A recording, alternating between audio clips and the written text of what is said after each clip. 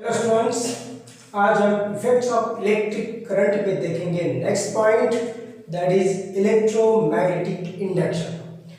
देखो स्टूडेंट्स, इसके पहले हमने एक बात सीखी थी, आपको अच्छे से याद है कि इलेक्ट्रिसिटी से हमने मैग्नेटिज्म प्रोड्यूस किया था कंडक्टर में। ओके, तो मतलब उसको हम कहेंगे इलेक्ट्रोमैग्नेट। इलेक्ट्रिसिटी से मैग्नेट फॉर्म किया था, ठीक है।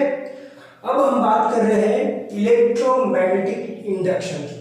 मतलब अगर कंडक्टर के अराउंड हमने मूव किया तो वो कंडक्टर में इलेक्ट्रिसिटी प्रोड्यूस होती है। क्या होता है? इलेक्ट्रिक करंट प्रोड्यूस होता है। तो वो जो इलेक्ट्रिक करंट प्रोड्यूस होता है उसको ही इंड्यूस्ड करंट कहा जाता है। याद रखना, उसको क्या कहा जाता है? इंड्यूस्ड करंट, ठीक है। तो करंट इंड्यूस्ड होता है वो कंडक्टर में, उसी को कहते हैं इलेक्ट्रोमैग्नेटिक इंडक्शन। मैग्नेट की वजह से कंडक्टर में इलेक्ट्रिक करंट प्रोड्यूस्ड होना, इंड्यूस्ड होना। ओके, इसको कहते हैं इलेक्ट्रोमैग्नेटिक इंडक्शन। सिंपल सी बात है, याद रखना, करंट से मैग्नेट प्रोड्यूस करती है और मैग्नेट से करंट प्रोड्यूस करना है, ठीक है। और तो शॉर्ट में इसको इस तरह से मैंने यहाँ लिखा है, देखो बच्चों, कि electric current can be produced in a conductor with the help of moving magnet, ठीक है। इसको हम डिटेल में पढ़ेंगे, लेकिन सबसे पहले आपकी बुक में एक पॉइंट दिया है, दैट इज गैलोमीटर। गैलोमीटर क्या है? तो बच्चों, ये एक ऐसा डिवाइस है जो कि कंडक्टर में करंट प्रेजेंस है या नहीं है वो डिटेक्ट करता है, और उसका डायरेक्शन कौन सा है ये भी वो डिटेक्ट करता है। मतलब करंट की डायरेक्शन एंड करंट का प्रेजेंस, दोनों बातें वो डिटेक्ट करता है, ठीक है। तो क्या होता है? तो एक सेंसिटिव डिवाइस है, देखो बच्चों, sensitive device which detect current, the presence of current, क्या कहेंगे हम यहाँ पे? the presence of current and direction of current, ये दोनों भी बातें हमको ये बताता है, डिटेक्ट करता है, ठीक है। सेंसिटिव डिवाइस रहता है। स्मॉल अमाउंट करंट आपने अगर वहाँ इंड्यूस होता है या फिर वहाँ से फ्लो होता है कंडक्टर से, तो वो डिटेक्ट कर लेता है, बहुत सेंसिटिव होता है, ठीक है। देन सेकंड थिंग, ये इसका जो वर्किंग है वो किस प्रिंसिपल पे बेस है? तो बच्चों, इसका जो working is based on same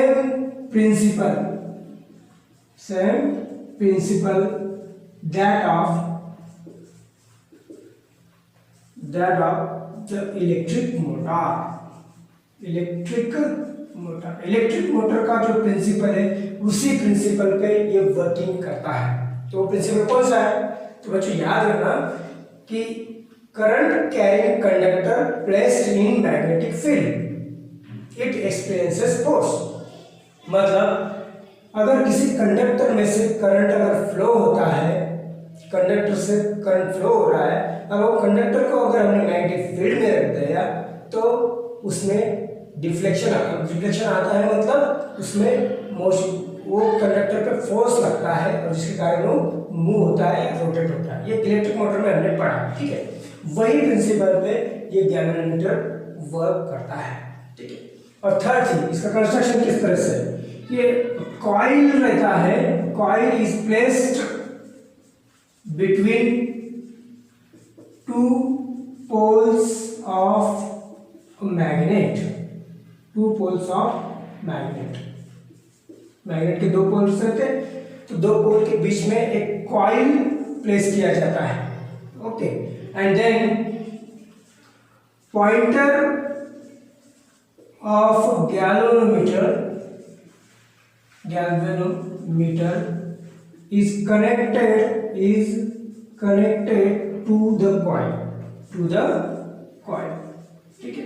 ये पॉइंटर जो रहता है गैल्वेनोमीटर का, ये वो कॉइल को कनेक्ट रहता है, ठीक है। The rotation of coil is proportional to is proportional to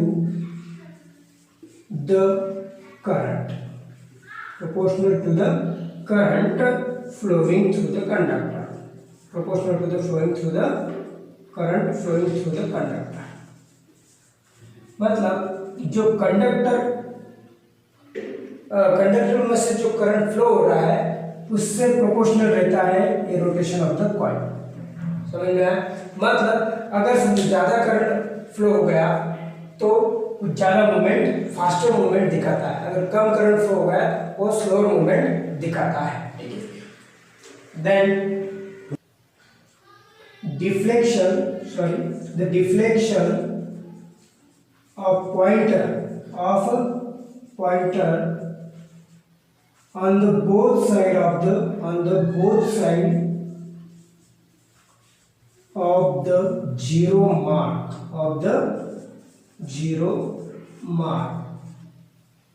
according to the direction of current की डायरेक्शन के हिसाब से डायरेक्शन ऑफ करंट की डायरेक्शन के हिसाब से वो पॉइंटर अपना डिफ्लेक्शन दिखाता है जीरो मार्क के दोनों साइड। जैसे कि समझो ये गैल्वेनोमीटर का डायल है, यहाँ पे पॉइंटर है, तो पॉइंटर यहाँ पे जीरो पे रहता है, यहाँ पे इस तरह की मार्किंग रहती है, तो करंट की डायरेक्शन के हिसाब से वो लेफ्ट साइड या राइट साइड डिफ्लेक्शन दिखाता है depending on the direction of current. ठीक है, तो इस तरह से ये गैल्वेनोमीटर का कंस्ट्रक्शन होता है। ठीक है बच्चों, इसके बाद आपके बुक में कुछ एक्टिविटीज दी है, उसके बारे में हम डिटेल में पढ़ेंगे, जो कि डिपेंड है इलेक्ट्रोमैग्नेटिक इंडक्शन। ठीक है, तो इलेक्ट्रोमैग्नेटिक इंडक्शन किस तरह से होता है वो जो एक्टिविटीज दी गई है उससे हम वो समझ लेंगे। ठीक है, तो बच्चों अब देखते हैं फैराडेज इलेक्ट्रोमैग्नेटिक इंडक्शन। फैराडे ने जो एक्सपेरिमेंट किए थे उसने किस तरह से इलेक्ट्रोमैग्नेटिक इंडक्शन किया, मतलब कंडक्टर में करंट किस तरह से इंड्यूस होता है, इसके लिए जो उसने एक्सपेरिमेंट किए उसके बारे में जानेंगे। सबसे पहले देखते हैं एक्टिविटी 4.15 जो आपके बुक में दिया है। तो बच्चों इसमें उसके जो एक्टिविटी दिया है उसके नीचे लिखा है a conducting wire is kept moving in a magnetic field. Okay, एक कंडक्टिंग वायर लेना है और उसको मैग्नेटिक फील्ड में मूव करना है, तो क्या होगा, current is produced in the conductor. तो क्या होगा, करंट प्रोड्यूस्ड होगा वो कंडक्टिंग वायर। तो किस तरह से आपकी बुक में दिखा है, तो समझो एक स्टैंड है और उस स्टैंड पे क्या लिया है, एक वायर अपने इस तरह से इसी रखी स्टैंड के हिसाब से और स्टैंड के ऊपर से, और वो जो वायर है स्टैंड के ऊपर से और वो कनेक्ट कर दिए गैल्वेनोमीटर को।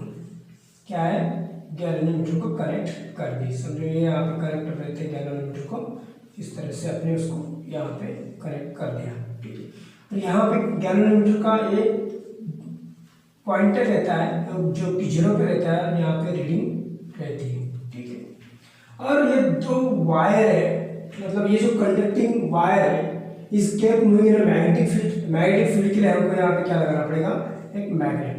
कौन सा मैग्नेट लिया हमने, बार मैग्नेट को यहाँ पे हमने कनेक्ट किया, ये नॉर्थ पोल और ये साउथ पोल। ठीक है, कनेक्ट मतलब यहाँ पे रखते हैं, और जैसे ही ये वायर को हमें क्या करना है, conducting wire is kept moving, ये वायर को मूव करना है। यहाँ पे वायर हमने यहाँ पे थोड़ा ढीला रखा, और ढीला रखने के कारण ये वायर को अगर हम मूव करते हैं, अप एंड डाउन करते हैं, तो ये गैल्वेनोमीटर डिफ्लेक्शन दिखाता है बच्चों। तो इसी को कहते हैं फैराडेज इलेक्ट्रोमैग्नेटिक इंडक्शन। और क्या हुआ कि मैग्नेटिक फील्ड में हमने वायर को मूव किया, तो वो कंडक्टिंग वायर में क्या हुआ, करंट इंड्यूस हुआ, जो कि हमें गैल्वेनोमीटर ने यहाँ पे डिफ्लेक्शन से दिखाया। डिफ्लेक्शन हुआ इसका मतलब इसमें करंट प्रोड्यूस्ड हुआ, करंट इंड्यूस्ड हुआ। तो जैसे हम इसको अप एंड डाउन मूव करेंगे तो यहाँ डिफ्लेक्शन दिखेगा, और इसी को कहते हैं फैराडेज इलेक्ट्रोमैग्नेटिक इंडक्शन। और भी कुछ सारे हम यहाँ पे एक्सपेरिमेंट देखेंगे। ठीक है, चलो तो बच्चों फैराडेज इलेक्ट्रोमैग्नेटिक इंडक्शन में अब देखेंगे हम सेकेंड एक्टिविटी, और जिसके अंदर 3 सब एक्टिविटीज है, जैसे 14.16 A, B एंड C, ठीक है। और तीनों एक्टिविटी के लिए मैंने एक ही फिगर ड्रॉ किया है, और जिसमें हमने दिखाया है एक कॉइल है, एक कंडक्टर की कॉइल है, जिससे हमने और उसको हमने गैल्वेनोमीटर अटैच किया है, जो कि हमें करंट, इंड्यूस करंट दिखाएगा। Okay, then second solenoid use किया है, ओके, जो कि जैसे हम इसको ऑन करेंगे तो यहाँ पे सोलेनॉइड क्या प्रोड्यूस करेगा, यहाँ पे इलेक्ट्रोमैग्नेट होगा, और इलेक्ट्रोमैग्नेट की वजह से वहाँ पे मैग्नेटिक फील्ड प्रोड्यूस होगा, ठीक है।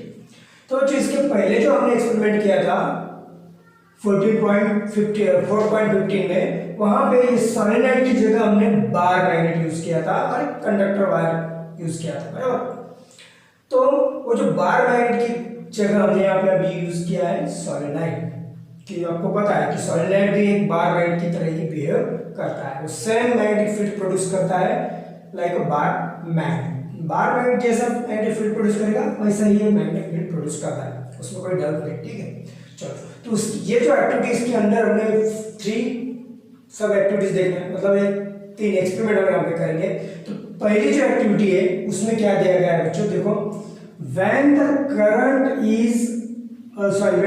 in the solenoid coil is switched on or off, मतलब ये सोलेनॉइड, ये तो बैटरी से कनेक्ट है ना, तो इसमें जो करंट है इसको हम ऑन और ऑफ करेंगे, तब जाके कॉइल में, ये कॉइल जो कि गैल्वेनोमीटर से अटैच है, तो गैल्वेनोमीटर डिफ्लेक्शन दिखाता है, नहीं दिखाता है, ये एक्सपेरिमेंट के थ्रू हम करने वाले हैं, ठीक है। चलो समझो, ये एक सर्किट ऑन था और उसको हमने क्या कर दिया, ऑफ कर दिया। जैसे ही हम सर्किट को ऑफ कर देंगे तो जो कॉइल है जो कि गैल्वेनोमीटर से अटैच है, गैल्वेनोमीटर क्या दिखाएगा, डिफ्लेक्शन दिखाएगा टू अ साइड, कोई भी एक साइड को डिफ्लेक्शन दिखाएगा, and then again comes to zero position, और अगेन जीरो पे आ जाएगा। मतलब जैसे हमने कॉइल में से ये जो कॉइल है, समझो इधर ये जो सर्किट है, सर्किट को ऑफ कर दिया तो यहाँ पे डिफ्लेक्शन दिखा एक साइड में, एंड देन अगेन ये जो पॉइंटर है वो जीरो पे आ गया, ठीक है। अभी कोई मूवमेंट नहीं, वो जीरो पे है। जैसे हमने की ऑन कर दी, ऑन करने से सर्किट में से करंट फ्लो होने लगा, और यहाँ पे देखो बच्चों मैग्नेटिक फील्ड प्रोड्यूस हो गया। मैग्नेटिक फील्ड प्रोड्यूस होने के कारण कॉइल में करंट इंड्यूस हुआ और गैल्वेनोमीटर डिफ्लेक्शन दिखाया टू द अदर साइड, क्या, दूसरे साइड पे उसने करंट की, ये जो है पॉइंटर डिफ्लेक्ट हुआ, और then again comes to the zero. मतलब करंट ऑन और ऑफ करने से भी कॉइल में करंट प्रोड्यूस्ड होता है, मतलब करंट को चेंज करते हैं, ऑन ऑफ करते हैं, तो भी कॉइल में करंट प्रोड्यूस होता है, इसी को कहते हैं इंड्यूस्ड करंट। ये क्यों होता है, तो बच्चों यहाँ पे जो मैग्नेटिक फील्ड प्रोड्यूस होता है, ये मैग्नेटिक फील्ड कंटिन्यूसली चेंज होता है ऑन ऑफ करने से, ऑन से शुरू हो जाता है, ऑफ से क्लोज हो जाता है, बंद हो जाता है। मतलब मैग्नेटिक फील्ड जो है वो चेंज हो रहा है, मैग्नेटिक फील्ड चेंज होने के कारण कॉइल में क्या हो रहा है, ये करंट प्रोड्यूस हो रहा है, और इसी को कहते हैं इंड्यूस्ड करंट। समझ में आया, ये होगा पहला एक्सपेरिमेंट। अब सेकंड एक्सपेरिमेंट देखते हैं। When a current is passing through solenoid coil, the coil is displaced laterally. अब बात है, चलो ये समझो, यहाँ से करंट फ्लो हो रहा है, ये यहाँ जाएगा और यहाँ पे यहाँ से रिटर्न आएगा, ठीक है। सर्किट ऑन है, कॉइल में से हमें करंट को फ्लो करना है, तो देखो बच्चों यहाँ पर क्या हो जाएगा, मैग्नेटिक फील्ड प्रोड्यूस्ड हो जाएगा। आपको पता है सोलेनॉइड के अंदर जो है वो यहाँ पर यूनिफॉर्म मैग्नेटिक फील्ड रहता है, जो कि मैग्नेटिक फील्ड लाइंस एक दूसरे को पैरेलल रहती है, ठीक है। और जैसे ही ये समझो, सॉरी, ये तो बार मैग्नेट की तरह बिहेव करता है, यहाँ से स्टार्ट होगा और यहाँ पे इस तरह से आएगा। समझ में आ रहा है आपको, यहाँ से स्टार्ट होगा और यहाँ से इधर ऐसा, मतलब ये बार मैग्नेट की तरह ही बिहेव करता है और वैसे ही मैग्नेटिक फील्ड अराउंड अपने कर लेता है, ठीक है। और मैं सोलेनॉइड के अंदर ये जो मैग्नेटिक फील्ड है ये यूनिफॉर्म रहता है, इसलिए ये मैग्नेटिक फील्ड लाइंस क्या होता है, magnetic lines of forces parallel रहती है। चलो जैसे हमने ये ऑन कर दिया and coil is displaced laterally, अब ये जो कॉइल है इसको हम क्या करेंगे, लैटरली डिस्प्लेस करेंगे, मतलब इसको आगे पीछे करेंगे। ओके, बैकवर्ड एंड फॉरवर्ड करते हैं तो भी कॉइल में करंट इंड्यूस्ड होता है। सेकंड एक्सपेरिमेंट को अच्छे से याद रखना। ये जो है हमने कॉइल में, सॉलिनॉइड कॉइल में से करंट पास करने के कारण यहाँ पे मैग्नेटिक फील्ड फॉर्म हुआ, और ये मैग्नेटिक फील्ड जो है यहाँ फॉर्म हुआ, और ये जो कॉइल है वो मैग्नेटिक फील्ड में हमने आगे पीछे इसको लैटरली डिस्प्लेस किया। उसके कारण ये कॉइल के अंदर जो मैग्नेटिक फील्ड जो जा रही है वो क्या होता है, चेंज होता है। मैग्नेटिक फील्ड चेंज होने के कारण ये कॉइल में करंट प्रोड्यूस हो गया। ठीक है, इस फर्स्ट एक्सपेरिमेंट में वही होगा, जैसे ऑन किया तो मैग्नेटिक फील्ड प्रोड्यूस होगा, ऑफ किया तो मैग्नेटिक फील्ड वहां से कैंसिल हुआ, और दोनों कंडीशन में मैग्नेटिक फील्ड चेंज हो रहा था ऑन ऑफ में, तो इसलिए इसी के कारण कॉइल में दोनों स्टेशनरी थे जब हमने से क्या किया, करंट को ऑन ऑफ किया। अभी क्या किया कि ये जो कॉइल है सेकेंड एक्सपेरिमेंट में कॉइल को स्टेशनरी रखा, सॉलिनॉइड को स्टेशनरी रखा और कॉइल को मूव किया, इसके कारण भी मैग्नेटिक फील्ड चेंज हुआ। मैग्नेटिक फील्ड चेंज होने के कारण यहाँ पे करंट इंड्यूस्ड हुआ। अब थर्ड कंडीशन देखते हैं, when current is passing through the solenoid and solenoid coil is displaced longitudinally. अभी क्या करना है, ये सॉलिनॉइड कॉइल को हमको क्या करना है, डिस्प्लेस करना है, ये कॉइल को स्टेशनरी रखना है। मतलब ये मैग्नेट है ऐसा समझो, मतलब मैग्नेट ही है, उसमें कोई समझने की बात नहीं है, मैग्नेट ही है, और मैग्नेट को हम आगे पीछे कर रहे हैं। तो मैग्नेट को आगे पीछे करने के कारण ये जो मैग्नेटिक फील्ड है वो चेंज हो रहा है कॉइल के अंदर, और उसी के कारण कॉइल में करंट जनरेट हो रहा है। देखो बच्चों, ये तीनों कंडीशन में करंट इंड्यूस्ड हो रहा है कॉइल में। इसका कारण ये है कि ये मैग्नेटिक फील्ड हर बार चेंज होते जा रहा है।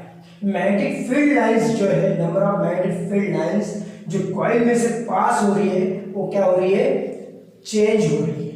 उसके कारण ये कॉइल में क्या होता है, करंट इंड्यूस्ड होता है। अब पूछा गया है कि ये तीनों एक्सपेरिमेंट, मतलब पहले दो एक्सपेरिमेंट दिखाया उसका इन्फरेंस क्या है। तो इन्फरेंस यही बच्चों, अगर हमने सॉलिनॉइड को स्टेशनरी रखा, कॉइल को मूव किया तो कॉइल में करंट इंड्यूस्ड होता है।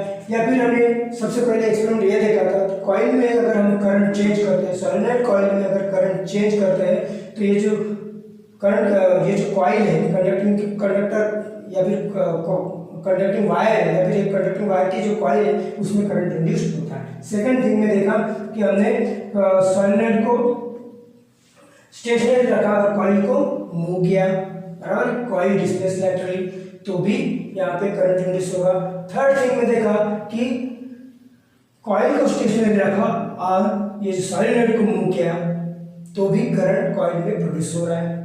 और चौथी बात, अगर समझो हमने यहाँ पे रियोस्टेट लगा दिया, ओके, रियोस्टेट लगा दिया, तो रियोस्टेट लगाने के कारण हम करंट चेंज कर सकते हैं। अगर हमने करंट इंक्रीज और डिक्रीज भी कर दिया तो भी ये मैग्नेटिक फील्ड क्या हो जाएगा, इंक्रीज और डिक्रीज, मतलब मैग्नेटिक फील्ड चेंज हो रहा है, कभी बढ़ेगा कभी कम होगा। जैसे करंट इंक्रीज होगा मैग्नेटिक फील्ड इंक्रीज होगा, करंट डिक्रीज होगा मैग्नेटिक फील्ड भी डिक्रीज होगा, ये तो हमने पहले पढ़ा है।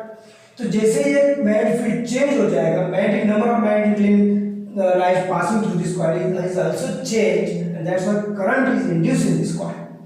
तीनों कंडीशन में तो होते ही है, लेकिन करंट कम ज्यादा करने से भी, इंक्रीज और डिक्रीज करने से भी यहाँ पे क्या होता है, करंट इंड्यूस होता है। ओके, ज्यादा करंट इंड्यूस होता है। या फिर ये जो मूवमेंट है इसको भी हमने अगर इंक्रीज कर दिया तो भी करंट ज्यादा प्रोड्यूस होता है। ये दोनों बातें याद रखना। तो इस तरह से ये इसी को कहते हैं कि ये जो एक्सपेरिमेंट किए फैराडेज इलेक्ट्रोमैग्नेटिक इंडक्शन के, और इसी के कारण, मतलब इसी के आधार पर ये जो फैराडेज है उसने लॉ बनाया, Faraday's law of induction. Induction मतलब इलेक्ट्रोमैग्नेटिक इंडक्शन ही होता है जिसके कारण करंट प्रोड्यूस होता है कॉइल में when it is moving in magnetic field. ये दोनों कंडीशन, उसको मैग्नेटिक फील्ड में मूव करना है या फिर मैग्नेटिक फील्ड को उसके अराउंड मूव करना है, दोनों कंडीशन में भी करंट इंड्यूस होता है कॉइल में। ठीक है, तो देखते हैं कि ये जो फैराडेज लॉ ऑफ इंडक्शन क्या है। तो बच्चों अभी हमने जो एक्सपेरिमेंट किए उसी आधार पर ये फैराडेज लॉ ऑफ इंडक्शन बनाया गया है। देखो क्या होता है कि the number of magnetic lines of force, देखो द नंबर याद रखना, number of magnetic lines of force, आपको पता है magnetic lines of force passing through the coil, मतलब कॉइल में से जो पास हो रहे हैं दैट चेंजेस। अगर ये magnetic field lines of force अगर कॉइल में से पास होते हैं और उसको चेंज होते हैं, याद रखना वर्ड बहुत important, changes, then current is induced in the coil, current is induced in the coil में करंट इंड्यूस्ड होता है। तो देखा बच्चों हमने क्या होता है कि यहाँ पे मैग्नेटिक फील्ड चेंज होता है। मैग्नेटिक फील्ड चेंज क्यों होता है? Because number of magnetic lines of force change होते हैं passing through the coil. Magnetic lines of force are changes passing through the coil, then current is induced in the coil. आगे पीछे करते हैं तो समझो आप पीछे किया तो आपको पता है ये दूर हो गया तो इसके अंदर से बहुत कम मैग्नेटिक फील्ड लाइन जाएंगे, जैसे पास किया तो ज़्यादा मैग्नेटिक फील्ड लाइन जाएंगे, आपको पता है क्योंकि ये जो कॉइल है सोलेनॉइड जो है वो बार मैग्नेट की तरफ बिहेव करता है। बार मैग्नेट आपको पता है बच्चों कि जो पोल होता है बार मैग्नेट के वहाँ पे मैग्नेटिक फील्ड लाइंस क्राउडेड होती है, बराबर है, और जैसे दूर जाएगा तो वो वाइडर होती है। तो जैसे हम क्लोज जाएंगे तो ज़्यादा नंबर ऑफ लाइंस उसमें से पास होगी और जैसे दूर जाएंगे तो कम हो जाएंगे, तो ये चेंज होते रहेगा। Okay, magnetic field continuously change होते रहेगा, उसी के कारण ये जो कॉइल है इसमें जो करंट इंड्यूस्ड होता है। ओके, और जो करंट प्रोड्यूस होता है उसको इंड्यूस्ड करंट कहते हैं, याद रखना उसको इंड्यूस्ड करंट कहते हैं। जो करंट प्रोड्यूस होता है कॉइल में उसको इंड्यूस्ड करंट कहते हैं। तो बच्चों बहुत आसान तरीके से मैंने आपको यहाँ पे समझने की कोशिश की है। मैं आशा करता हूँ कि आपको अच्छे से समझ में आया होगा। ठीक है, याद रखना कि number of magnetic lines of force passing the coil changes, passing through लिखना था वहां पे, passing through the coil, passing through the coil changes the current is induced in the coil. बहुत सिंपल सा लॉ है। तो ये सब लॉ हमें याद रखने हैं क्योंकि एग्जाम में पूछे जाते हैं। ठीक है, तो इस तरह से वो पहले 3 एक्सपेरिमेंट। ओके, और ये क्या होता है बच्चों, कभी कभी यही डायग्राम दिया गया रहता है, जैसे कि मैं आपको समझाता हूँ, आप ये याद रखना। ठीक है, लेकिन वो अलग तरीके से दिया गया है। समझो एक नॉन कंडक्टिंग सिलेंडर है। क्या है? नॉन कंडक्टिंग सिलेंडर, मतलब एक कोई कंडक्टर नहीं, वुड वगैरह उसका होगा, ठीक है, प्लास्टिक का होगा। चलो, तो ये प्लास्टिक का है, तो यहाँ पे क्या करते हैं, एक सॉलिनॉइड करते हैं ऐसा, मतलब एक कॉइल करते हैं, और एक कॉइल जो है वो गैल्वेनोमीटर को अटैच करते हैं। इसको अटैच करते हैं गैल्वेनोमीटर, मतलब सेम डायग्राम है लेकिन अलग तरीके से बनाते हैं। ठीक है, और ये सॉलिनॉइड जो रहती है, दोनों भी सॉलिनॉइड है, मतलब एक कॉइल है जो कि गैल्वेनोमीटर को अटैच है, और एक कॉइल है जो कि किसको अटैच है, ये बैटरी को अटैच है। तो सेम डायग्राम है, इसमें डरने की बात नहीं, सब वही डायग्राम दिया है लेकिन उसका तरीका अलग है। ये क्या है, बैटरी को अटैच है, तो ये सॉलिनॉइड जो ये करंट प्रोड्यूस कर, सॉलिनॉइड है तो ये क्या प्रोड्यूस करेगा, इलेक्ट्रोमैग्नेटिक प्रोड्यूस करेगा। और ये गैल्वेनोमीटर एक कॉइल है, इसको अगर हमने आगे पीछे मूव कर दिया, इसको स्टेशनरी रखा, इसको आगे पीछे मूव कर दिया, करंट तो फ्लो हो रहा है तो इसमें करंट इंड्यूस होता है, या फिर इसको स्टेशनरी रखा, इसको मूव कर दिया तो इसमें करंट इंड्यूस होता है। दोनों कंडीशन में, एक तो इसको स्टेशनरी रखो या फिर इसको स्टेशनरी रखो, दोनों में से कोई भी एक स्टेशनरी रखो और दूसरे को मूव कर दो, फिर भी ये गैल्वेनोमीटर डिफ्लेक्शन दिखाता है, और इसी को कहते हैं फैराडेज लॉ ऑफ इंडक्शन।